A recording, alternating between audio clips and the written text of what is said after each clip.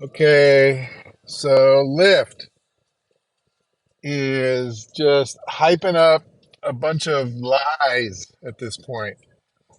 So unless there's been a change made like today, this is nonsense right here. This just popped up when I went offline, trying to, I guess, tell me to stay online. I don't know what they're doing, but let me explain what I'm seeing and what I'm thinking here about this.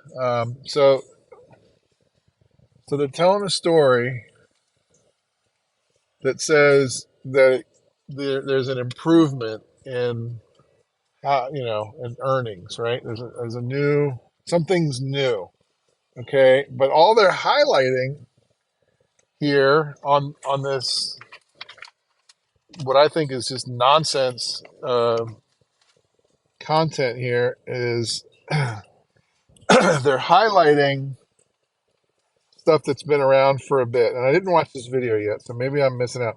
Our earnings release is stacked with new features and improvements. I was driving until right now, so now I can kind of focus because I've parked. All designed to help you earn good money while meeting great riders. Now here's what's up. Upfront pay upgraded. Okay. So what is this 10%? What was that? That doesn't show up on any app that I have, right? And what? What? Oh, because of the 350 bonus, right? Is that why? Is that what they're getting at? I guess because you're getting 350. Okay, but that's the subsidies have always been there, right? So that's nonsense. Okay. Average earnings are 10% higher per ride this year on the Lyft platform. So yeah, this is not new. This is what they're saying they've already done. Pay on long rides rose 14%. That is patently not true. If you calculate most like airport and other long rides, if you calculate based on the most recent rate card, it's quite clear because in a short ride, it's kind of hard to really determine if you're getting ripped off because it might be a few cents, right? But on a long ride, it just doesn't, sometimes it doesn't look right. And if you go back and do the math on a long ride on a Lyft platform, an organic ride, not a scheduled pickup, but a regular, organically, paired ride that you get paired with a passenger while you're just in standby mode, they're not paying on the time that you're driving. You're just getting paid only on the mileage based on the most recent rate card. Okay. And now you get paid for wait times too. That's always been, we've always gotten paid on wait time. That's ridiculous. Are you joking? Now you get paid for wait times. Okay, but we always have, right? And plus, wait a minute. No, you don't, because on an upfront ride, the time you go wait and at the passenger location, if it runs over 5 minutes, it's pretty unusual that I've seen an increase on Lyft. Maybe because I drive a little fast and I still get to the destination as quickly as I might have if I hadn't waited for 7 or 8 minutes, which is rare for me. But anyway, I'm not going to go down that path. I very rarely wait anytime, so I can't really comment much on that. But we've always gotten paid on wait time, always. Stay within the area filter. Okay, that's exciting. Why are they pushing this to me? I know about all this, and now I'm mad that they're saying that we supposedly pay on long rides rose 14%. That is just not accurate at all. My observation has been that when I stop and do the math on a ride after the fact, I'm getting paid only the mileage and not the time for the ride. And that sucks. So rides that like 40-minute rides that might have, once been $50, $60 are more like 45 or $50 because the time per minute is not part of what we're getting anymore. They're whatever logic is in this ride pricing part of the Lyft system does not include the time on the drive. Uber does. Okay. Ubers are a lot more fairly priced. Anyway, pick the bonuses you want with bonus choices. So what is that? You mean what does that even mean? And they're showing you scheduled rides. Oh, that's this part. Okay. All right, so that's stay within area. Bonus choices. So are they called challenges or bonus? I call them subsidies because they're willing to pay you this money either way. Okay, it should just be a flat subsidy per ride, period. But whatever. Like every ride, if you do 4 rides for the whole week, you should get some little bit of subsidy, right? But that's called breakage. That's when the people who don't meet these numbers, that's where the profit comes in because they're willing to pay $188 for divided by 68 or whatever the numbers are. Let's see what that is. That's not very good. Divided by 68 because all regions are not the same. 276. Mine have been around $3 or $4, but whatever. 276 is a little lower. And again, this is a marketing piece for drivers in every region. So some drivers are probably getting $1 per ride, $1.20 a ride or whatever extra. So you pick what you want with challenges, but they're calling them now bonus choices. Find the schedule rides that fit your week. The schedule rides system now is so convoluted and it crashes. It's horrible. I mean, and plus these top tabs, the date, time, reserved, airport, that should include, first of all, the date and time. The dates, each date should include every hour of the day. If you tap on that time tab, you get these totally contrived, early morning, late morning, early afternoon, late afternoon. You get all these random, um, you get all these random blocks of time that might not be applicable to everybody. Like in my case, I have certain hours that I do things, so I have to basically pick early morning and mid morning or whatever the hell they're called, even though I really only want like 4 of those hours. You should be able to select each hour individually, just like on those Calendly program. If you've ever used any kind of online scheduling system for a business, it's every hour. Those are the hours. My hours are every hour. I want to be able to block off or have open every single hour, not blocks of a quarter of the day. That's lazy ass programming, is what that is. So anyway, whatever on the schedule rides, it's pretty weak. It's very weak, actually. It's terrible. There's much more. Oh, and if you tap on any of those available rides, they might not be available. And if you go back and load this page 15 more times, the same ride that's unavailable is still on the map and of course still unavailable, already taken or whatever the message is. Anyway, enjoy airport upgrades. What does that even mean? Most drivers I know have been using apps with airport data forever. So it's, yeah, sure, it's about time that both Lyft and Uber finally put airport data right in the app. That's nice and it's useful and it's nice, whatever. Location filters in the airport, bravo. Great job, Lyft. Finally. I don't think Uber does that. Whatever. I'm really happy about it. I've used it like once or twice because I keep forgetting I have it now, but it's very cool. And it has worked. So that's the only positive thing I have to say so far about any of this. Um, Top platinum drivers get even faster pickups. That's kind of messed up. So it's not democratized anymore.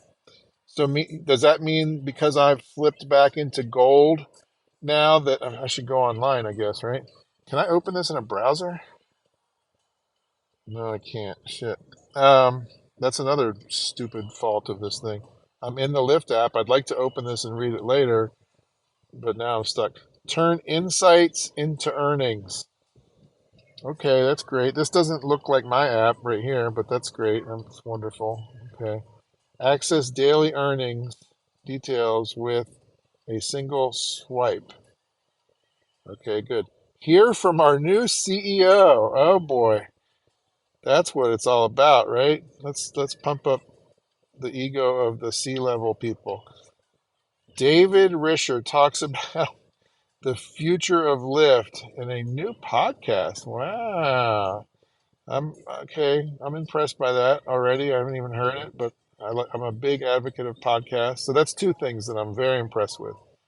Um, New podcast plus Jody Kelman, VP of Customers, discusses our newest features for drivers.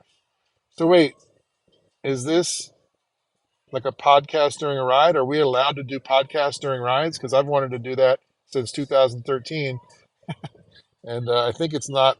Um, I don't think we're allowed to broadcast or send any media from our rides. Last I heard. But anyway, okay. Lyft riders are grateful for you. Our riders love to show how much. Let me see if Uber has a bonus for me right now, by the way. 325. That's kind of far away. No, that's 10 minutes away. All right. Oh, look, I got a tip. Yeah, I did. Oh, that was earlier today. Where was this? I don't even remember that ride. I've mostly been driving. That's not true. I've been driving for both, but what was this ride? $15 surge. Oh, that was this ride, right? Yeah, I mean, look at this nonsense. This is right where I'm sitting right now.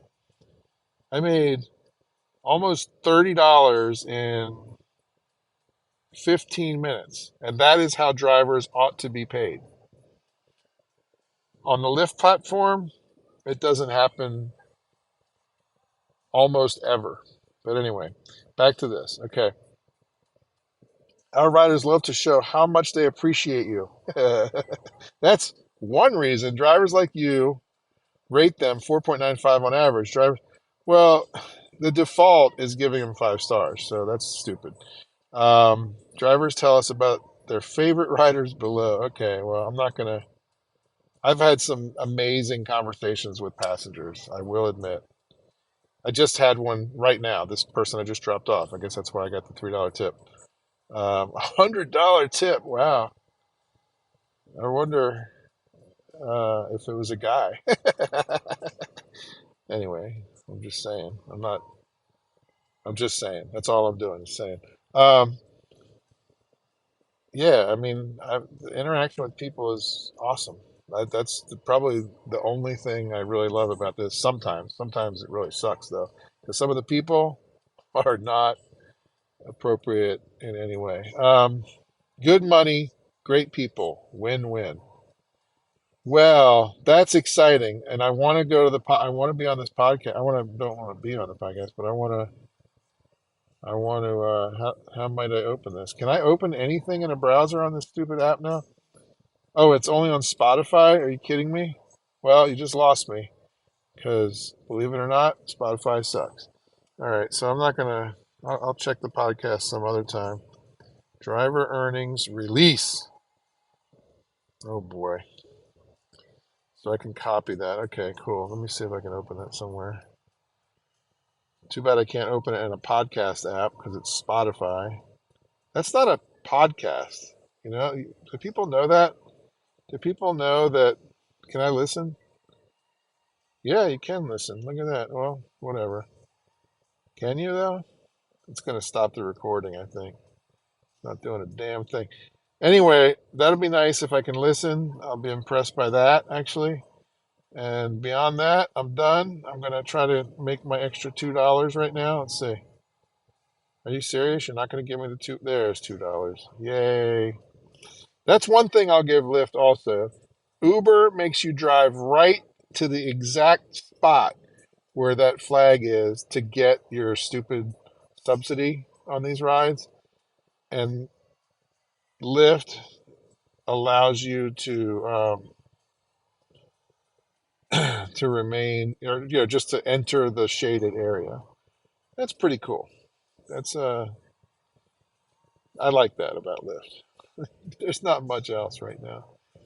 What else did I say? The podcast seems like a great thing. And then what was the third thing? There was something else that I can't even remember. That's how much I was impressed.